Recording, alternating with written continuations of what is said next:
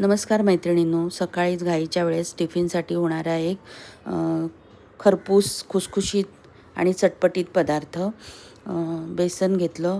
बेसनमध्ये कांदा, टोमॅटो आणि कोथिंबीर बारीक चिरून घातली.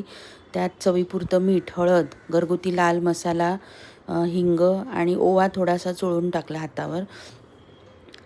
त्यानंतर हे असं डोशासारखं गरजेपुरतं पाणी घालून पातळ असं बॅटर, म्हणजे डोशा इतका, एकदम पातळ नाही, एकदम जाड नाही.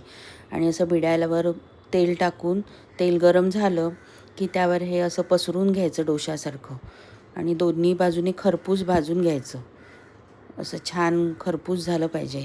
हे तुम्ही सकाळच्या वेळेस टिफिनला नेऊ शकता चपातीबरोबर, किंवा दुपारच्या वेळेस रोज रोज भाजीचा कंटाळा येतो, काय भाजी करायची, तर हे मस्त असं डाळ भात आणि तोंडी लावायला हा बेसनचा पोळा खूप सुंदर.